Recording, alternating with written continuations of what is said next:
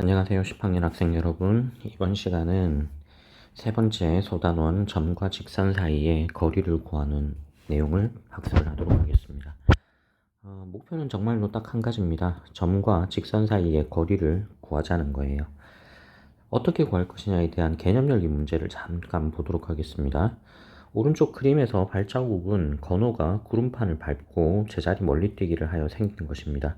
건호의 기록이 2m라고 하는데 2m를 어떻게 측정한 거냐라고 물었습니다. 실제 구름판을 밟아서 끝나는 위치부터 해서 발 뒤꿈치까지 거리 이렇게 측정을 하는데 어느 지점부터 잡아야 할지가 좀 곤란한 거죠. 지금 이 점선으로 표기된 부분부터 시작해서 이 발 뒤꿈치 부분 어느 한 지점을 잡아서 이 거리를 측정을 하려고 하는데 실제 이렇게 도약한 만큼인지 아니면 좀 더 옆으로 잡을지 이건 상황에 따라서 지금 많이 바뀌게 되겠죠. 그러면 지금과 같이 거리를 측정하는 방식이 여러 가지로 등장을 한다면 하나의 값으로 표현을 할 수가 없어요. 그래서 통상적으로 우리가 이야기하는 거리라고 하는 것은 항상 최단거리를 고려를 한다고 생각하면 됩니다. 그럼 평면에서 두 점 사이의 거리를 측정을 한다라고 할 때도 선분을 이용을 하죠. 곱게 뻗은 선분을 이용하고요. 만약에 지구상에서 거리를 측정을 한다고 하면 이때는 두 점을 지구속을 뚫고 들어가지 않고 지표면을 따라 움직여야 되니까 이때는 호가 등장하게 됩니다. 자, 이런 것들이 모두 다 이제 제약 조건에 따른 최단 거리를 측정을 하는 것인데 현재의 경우라면 이 점과 직선 사이의 거리는 가장 짧은 거리를 의미하니까 수직이 되는 즉 수선의 발까지의 거리를 점하고 직선 사이의 거리로 잡습니다. 자, 나머지 변들의 경우는 지금 보다시피 이 빨간색 아무거나 하나를 가져와 보죠. 자, 이렇게 빨간색 선의 길이는 이 파란색 선 길이보단 짧습니다. 왜냐하면 직각삼각형을 만들었다고 생각을 할 때 빗변에 해당이 되고 높이에 해당이 되니까요. 자, 그래서 지금 현재 구하는 점과 직선 사이의 거리는 점과 직선 사이의 최단 거리를 구하는 것이다. 이렇게 생각해주면 될 것 같아요. 자, 그러면 이제 실질적으로 어떻게 구할 수 있는지를 살펴보도록 하겠습니다. 자, 일단 먼저 고려해야 될 것은 첫 번째, 직선이 있습니다. 직선이 있고 점이 있는데 이 점이 직선 위에 놓여 있다면 이때는 거리가 얼마일까요? 자, 이 경우는 수선의 발이라고 할 것도 없죠. 자기 자신하고 해당되는 이야기이기 때문에 이때 거리는 자연스럽게 0으로 정할 수 있습니다. 그렇기 때문에 우리가 현재 궁금한 부분은 이 점이 직선의 바깥쪽에 있을 때를 원하는 거예요. 자, 그림을 지우고 다음과 같이 한번 나타내 보도록 할게요. 직선이 있고 이 직선의 바깥쪽에 점이 있게 됩니다. 금방 앞서 이야기했던 것처럼 수선의 발을 내려서 최단거리를 구하겠다. 이게 목표라 했죠. 이 사이의 거리를 구하려고 합니다. 자, 다음 두 번째는 직선에 대한 표기인데요. 우리가 앞서 배웠던 직선의 표기 방법이 y는 mx 더하기 n 기울기와 y절편으로 나타내는 방식이 있었고 지금 문제에서 주어진 것처럼 다 전개한 형태인 일반적인 형태가 있었습니다. 그런데 위쪽의 경우는 기울기가 존재하지 않는 경우, 즉 y축과 평행한 직선들의 경우는 표현을 할 수가 없어요. 그래서 모든 직선을 표현하기 위한 방식으로 이 경우 말고 ax 더하기 by 더하기 c는 0의 형태의 직선을 생각하기로 하겠습니다. 이건 당연한 전제 조건이고요. 자, 이것도 또한 경우의 수를 세 가지로 나눕니다. 자, 어떻게 세 가지인가 하면 a가 0 아니고 또는 b가 0 아니다. 이 말은 둘 모두 0이 아니어도 되고요. 둘 중에 하나가 0이어도 되는 경우, 즉 세 가지의 경우가 생기는 거죠. 그래서 첫 번째, A와 B가 모두 0이 아닐 때 어떻게 되는지를 살펴보도록 하겠습니다. 자, 이 첫 번째 경우를 가지고 나머지 두 가지의 경우는 좀 쉽게 찾아낼 수 있으니까 이 부분은 좀 집중해서 볼 필요가 있습니다. 자, 이번 설명이 조금 길기 때문에 천천히 하나하나씩 따라서 읽어가는 형태로 하겠습니다. 오른쪽 그림과 같이 점 P가 있고요. 그리고 직선 L에 내린 수선의 발을 H라고 잡습니다. 이때 각각 점의 좌표를 점 P는 x1, y1, h의 좌표는 x2, y2라고 합니다. 직선 PH와 빨간색 선이에요. 빨간색 선과 그 다음 직선 L의 경우는 서로 수직입니다. 우리가 앞선 시간에 두 직선이 서로 수직이 될 조건으로 기울기끼리 곱해서 마이너스 1이 되는 경우 이걸 확인을 했었죠. 자, 지금 같은 경우에는 물론 기울기가 x축, y축과 평행해서 이 경우는 0 아니죠. 자, 지금 분명히 첫 번째 이야기를 하고 있는 거예요. a도 0 아니고 b도 0 아닐 때. 자, 그래서 이 각각에 대해서 이제 기울기를 찾을 텐데 직선 L의 경우를 살펴보면 ax 더하기 by 더하기 c는 0이에요. 여기. 그럼 이때 기울기는 by는 마이너스 ax 마이너스 c가 되고 양변을 b가 0이 아니니까 나누고 나면 마이너스 b분의 ax 마이너스 b분의 c가 돼서 기울기가 마이너스 b분의 a인 걸 알 수 있죠. 자, 그래서 마이너스 b분의 a다. 그 다음 점 P와 H를 연결한 직선의 기울기는 X쪽으로의 증가량분의 Y쪽으로의 증가량입니다. X2에서 X1, Y2에서 Y1. 그래서 다음과 같이 표현이 됩니다. 자, 그런데 이 둘은 서로 수직이 되니까 이 둘 수직이 될 조건은 기울기끼리 곱해서 마이너스 1이 돼야 되는 거죠. 자, 이 식을 양변 마이너스 1만큼을 곱합니다.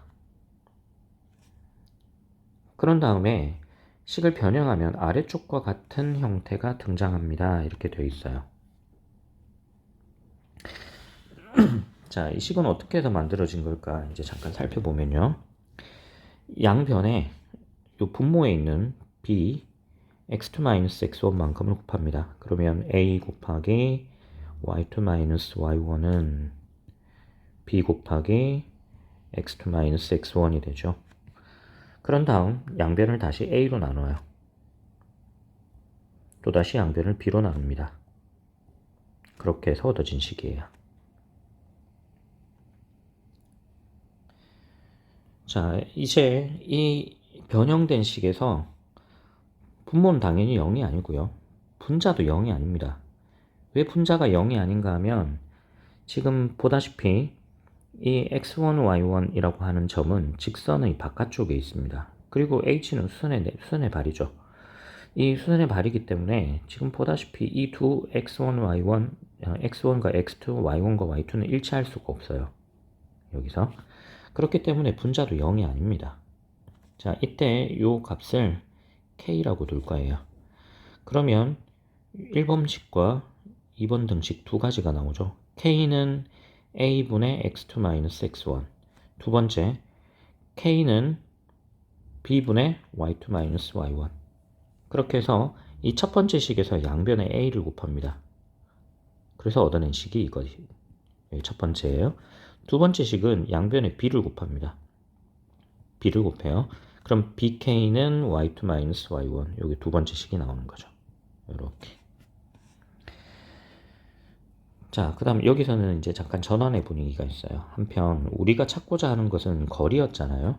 거리는 점 P부터 점 H까지. 우리가 앞서 배웠던 점과 점 사이의 거리 피타고라스 정리를 이용해서 표현한 식입니다.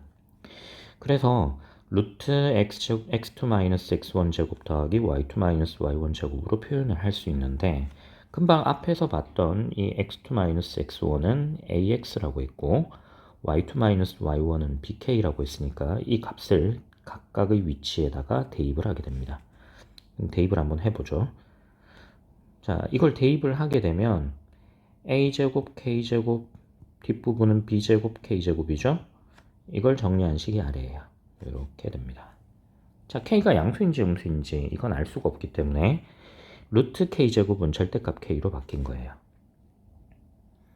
자, 여기까지 이제 정리를 해두고 이제 다음 페이지로 넘어갑니다. 다음 페이지에서는 이 k를 좀 더 구체적으로 표현을 할 텐데 k를 무엇으로 나타내려고 하는 건가 하면 위에서 봤던 이 부분이에요. 위에서 봤던 이 식과 이 식에서 등장한 a, b, c 그리고 x1, y1, x2, y2 값으로 k를 표현을 할 거예요. 그게 다음 페이지에 설명이 되어 있습니다. 자, 넘어가도록 하죠. 자, k를 나머지로 표현하겠다. 머릿속에 이제 꼭 기억을 하고요. 자, 한편 다시 전환이 됐습니다. 상황이. 점 H는 L 위쪽의 점이었어요. 아까 직선이 있었고 점 P가 있었고 수선의 발을 H라고 잡았죠. 자, H는 L 위에 있습니다. 그래서 점 H의 좌표 x2, y2를 직선 L에 대한 식에 대입한 결과가 바로 이 3번 식이에요. 자, 이때 앞에서 봤던 식 이런 것 있었습니다. x2-x1은 ak였고 y2-y1은 bk였어요. 자, 그런데 문제 3번식에서 주어진 것 보면 x2, y2로 쓰여져 있죠. x2, y2. 그래서 마이너스 x1과 마이너스 y1을 각각 오른쪽으로 이항을 합니다. 그 이항을 한 식이 다음과 같아요. 그 다음에 이 결과를 3번식에다가 대입합니다. 대입을 했더니 a 곱하기 x1 플러스 ak 더하기 b 곱하기 y1 플러스 bk 더하기 c는 0이에요. 식을 전개합니다. ax1 더하기 a제곱 k 더하기 by1 더하기 b제곱 k 더하기 c는 0. 아까 우리가 앞 페이지에서 내용을 다시 살펴보면 k를 찾는 게 목적이라고 했죠. 자, 그래서 금방 정리했던 식을 k로 표현을 할 거예요. k로 나타내겠다. 자, 그러면 k로 정리를 해보면 a2가 아니고 a제곱이죠. 네, 실수했습니다. a제곱 더하기 b제곱 곱하기 k 그리고 나머지는 모두 다 오른쪽으로 이항. 마이너스 ax1 마이너스 by1 마이너스 c. 그래서 양변을 a제곱 더하기 b제곱으로 나눈 식이 바로 4번식이에요. 자, 이 4번식을 앞서 구했던 이 ph에다 대입을 하는데 지금 페이지가 옆쪽에 있으니까 다시 한번 써보죠. 절대값 k 곱하기 루트 a제곱 더하기 b제곱이었어요. 식이 이렇게 생겼어요. 자, k는 a제곱 더하기 b제곱분의 마이너스 괄호 ax1 더하기 by1 더하기 c인데 이게 절대값입니다. 이렇게 절대값 기호가 붙어요. 그러면 이 음의 부호는 써도 되고 쓰지 않아도 상관없죠. 예, 어차피 절대값에 따라서 이제 결정이 될 것이다. 그래서 그냥 이대로 이렇게 쓰려고 해요. 절대값 a제곱 더하기 b제곱 그리고 분자는 ax1 더하기 by1 더하기 c 곱하기 루트 a제곱 더하기 b제곱이에요. 근데 루트 a제곱 더하기 b제곱은 항상 0보다 더 크거나 같죠? 같은 것도 안 되네요. 0보다 크죠? 왜냐하면 a와 b가 0이 아니었으니까요. 0이 아닌 숫자 제곱해서 더하면 양수니까 이 자체가 양수니까 절대값 기호 안쪽으로 그냥 포함해서 써도 되겠네요. 이렇게 a제곱 더하기 b제곱 분의 ax1 더하기 by1 더하기 c 곱하기 루트 a제곱 더하기 b제곱. 그러면 이 분모와 루트 a제곱 더하기 b제곱만큼을 약분할 수 있죠. 그 약분에서 얻어낸 식이 바로 이 5번식입니다. 그리고 여러분들이 이 단원에서 반드시 기억해야 되는 식이에요. 이 식을 꼭 기억하라. 나머지 경우도 지금 A, B가 둘 다 0이 아닌 경우에 대해서 했는데 두 번째 B가 0이 될 때, 세 번째 A가 0이 될 때 이때도 이 식이 그대로 적용이 됩니다. 자, 둘 중에 한 가지만 보도록 할게요. 자, 2번만 설명이 되어 있으니까 한번 봅시다. A가 0 아니고 B가 0입니다. 아까 우리가 최초 직선을 이렇게 잡았어요. Y는 AX 더하기 BY 더하기 C는 0이다인데 지금은 B가 0일 때니까 이거 B를 생각하지 않는다는 이야기입니다. 그렇기 때문에 AX는 마이너스 C가 되고 양변을 A로 나눠주게 되면 X는 마이너스 A분의 C가 되죠. 자, 이 직선 L이 X축과 만나는 이 점의 좌표 마이너스 A분의 C, 0이라는 이야기입니다. 자, 이제 점 P가 있고 L과 직선 사이의 거리는 Y 성분은 똑같죠. 그럼 결국은 X 성분만큼의 차이가 될 거 아니에요. 그래서 하나에서 나머지 하나의 값을 뺀 결과입니다. x1 마이너스 a분의 c에 대한 절대값. 어느 쪽이 큰지 알 수는 없으니까요. 그래서 이 식을 정리한 결과가 절대값 a분의 ax1 더하기 c인데 왜 위쪽을 기억을 하라고 했었는가 하면 이 5번의 결과를 그대로 한번 대입해서 생각을 해볼게요. 만약에 여기에다 그대로 대입했다면 a제곱 더하기 루트 a제곱 더하기 b제곱분의 절대값 ax1 더하기 by1 더하기 c인데 b가 0이 돼버리니까 b가 0이 된다면 결국은 분모는 루트 a제곱이죠. 그럼 루트 a제곱이면 절대값 교 안쪽으로 포함해서 a로 써도 되잖아요. 그래서 a분의 ax1 더하기 c, ax1 더하기 c가 된다. 그럼 결론은 뭐냐? 두 번째 결과도 이걸 지금 봤던 이 결과를 이건 외우지 말라예요. 왜? 이유는 앞에서 기억했던 이 식이 그대로 적용이 되니까. 세 번째도 하고 싶은 이야기가 그겁니다. 세 번째도 똑같이 앞에서 기억했던 이 식으로 이 식 하나로 모두 다 해결이 된다는 이야기입니다. 따라서 각각의 케이스를 나눠서 이제 기억하지 말고 다음과 같이 하나로만 기억을 해주면 될 것 같다는 이야기예요. 이렇게 기억을 합시다. 심지어 여기 아래 보이는 이 부분도 실은 필요 없습니다. 외우지 않아도 돼요. 점과 직선 사이 거리는 다음과 같다. 이것만 기억하십시오. 알겠죠? 이것만 기억을 하면 됩니다. 자, 스스로 확인하기 문제를 보겠습니다. 2,-3과 직선 3x-4y 더하기 2는 0 사이의 거리. 이 거리가 이제 디스턴스니까 보통 d라고 많이 쓰거든요. 자, 지금 a에 해당되는 값은 3, b에 해당되는 값은 -4. 그래서 분모는 루트 3제곱 더하기 -4제곱. 분모가 5가 되겠죠. 자, 분자는 3 곱하기 ax1 by1 더하기 c. 요 결과를 2,-3을 대입한 결과라고 보면 돼요. 그래서 3 곱하기 2 -4 곱하기 -3 더하기 2에 대한 절대값이다. 디스턴스니까 항상 양수가 되게 만든다. 그렇게 생각하면 되죠. 그래서 앞쪽은 6, 뒤쪽은 12. 18에서 2를 더하면 20. 따라서 약분하면 4가 되겠네요. 자, 다음 페이지 문제 1번, 2번 여러분들이 풀면 되고요. 예제 1번은 뭔가 하면 이제 문제를 조금 상황을 바꾼 겁니다.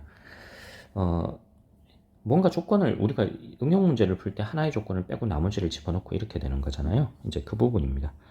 직선 2x-4y 더하기 3은 0에 평행하다. 직선에 평행하다. 원점에서부터 거리가 루트 5인 직선의 방정식을 구하십시오. 그럼 그림을 잠깐 그려보면 원점에서부터 루트 5만큼 떨어진 직선은 굉장히 많은데 기울기가 정해져 있어요. 기울기가 예를 들어서 기울기가 이렇게 정해져 있다 칩시다.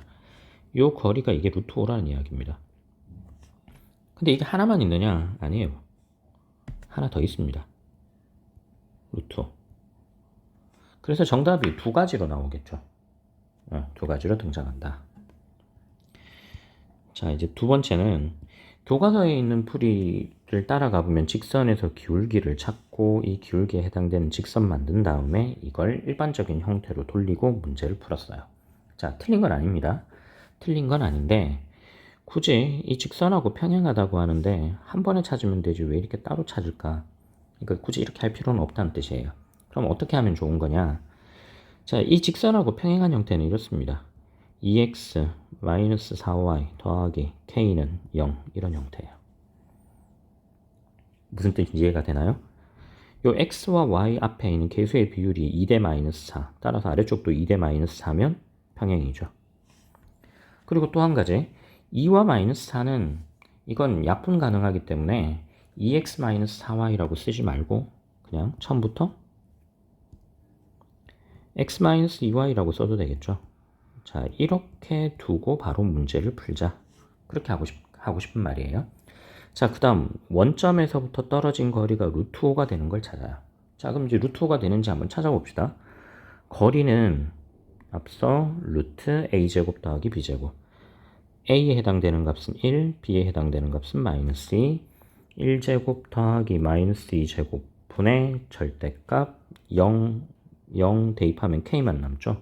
절대값 k인데 이 값이 루트 5가 된답니다. 즉 절대값 k를 루트 5로 나눈 값이 루트 5예요.